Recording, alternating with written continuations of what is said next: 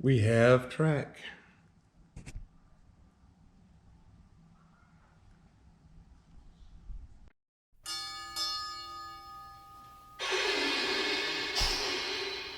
All aboard. Okay, one more step is complete. I do have all the track on the layout now, and it's not down to the foam, but it is all put together. And it all fit really well. And I'm not going to tell you that it was real easy.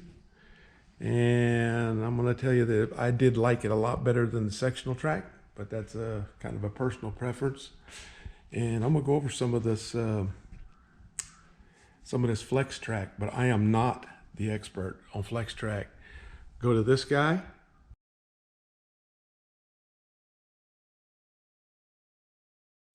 They're the ones that's the expert of it. I just stole a lot of their information and put it all together and took the best points and went from there.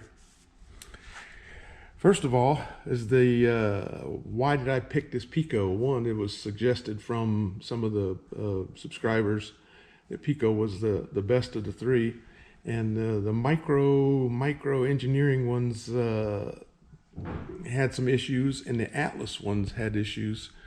But the issues with the micro is I heard it was just really hard to bend, and you know, this one's not too tough to bend. And the Atlas, when you bent it, it would just spring back into shape. This one here, when you bend it, it remains there. So which is a plus. And the way they do it is with these ties. These ties are in sections of 2 ties, and they're put together in the middle like this. So, I hope you can see that. But that's the way they get it, get that to work. So I elected to go with the Pico. Now there's some pros and cons with that. One of the pros is that I did this whole track, and it took 14 3-foot lengths plus a 1-foot length over here on the side to fill in. So 14 times 3 and a foot. Did the whole track. That lessens the amount of soldering joints and also lessens the chance of problems with any of the soldering joints. Now, if I could do this FlexTrack, anybody could do the FlexTrack. So, but there is some cons. Let me go over a couple of the cons here. The first and biggest con was your standard rail joiners here. These things, they don't fit on the Pico ends very well. They're loose. So when you go to solder them, if you leave them loose, the tracks do not line up vertically and has big lumps. So you have to squeeze these and get them to size before, and slide them on and make them tight before you do it. That was a kind of a pain in the butt, but you know, I got through it okay. It wasn't too bad.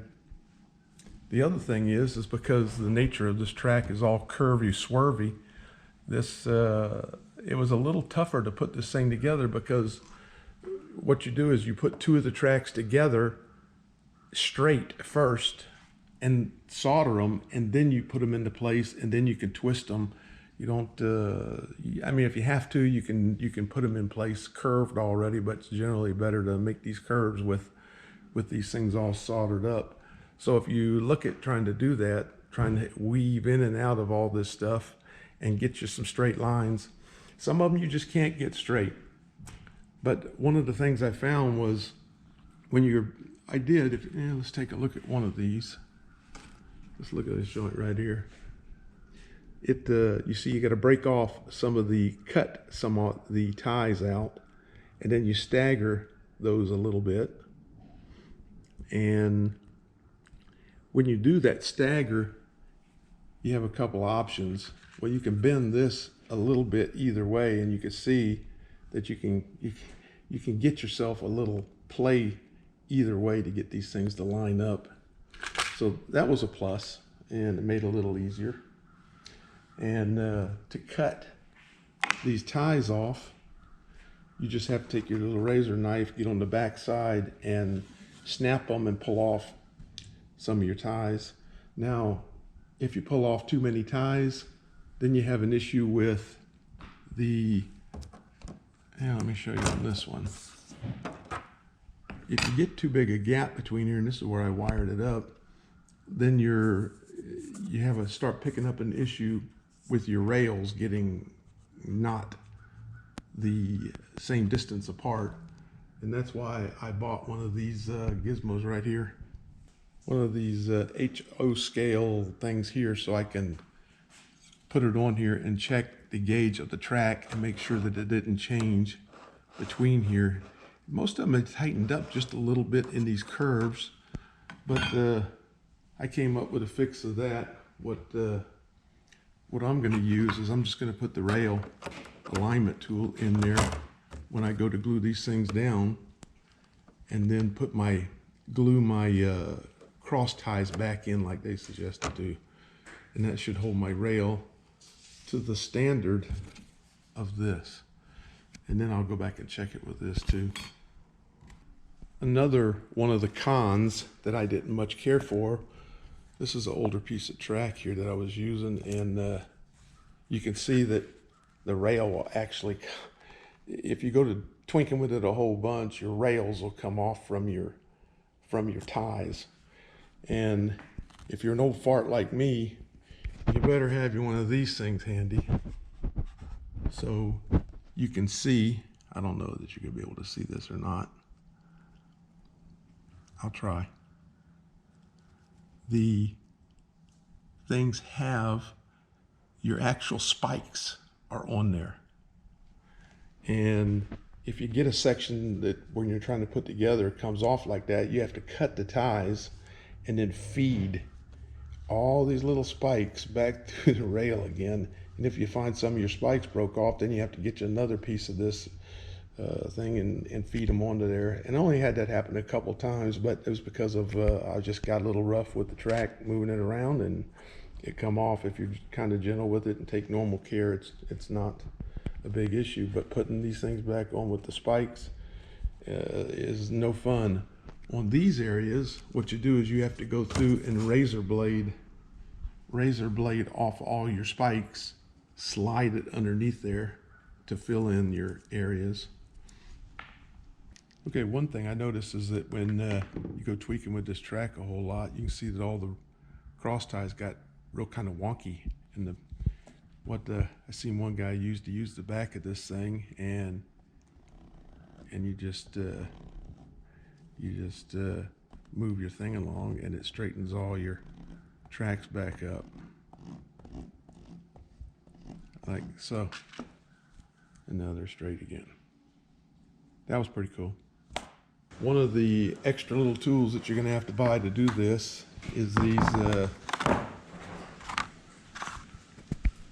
Zeron track cutters, and these things are pretty sharp, pretty handy, but I was warned, use them only on track, don't use them on anything else, because once those things bend, they're no good anymore. But they snip this track pretty easy. Let me see if I could do this one-handed.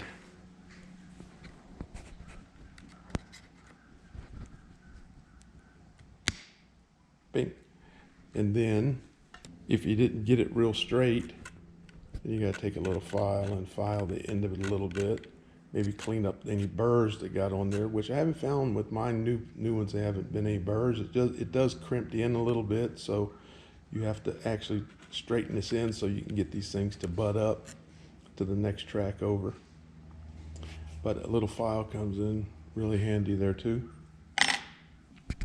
I went ahead and wired in on the rail joiners here like they suggested to do, instead of just on the sides of the track.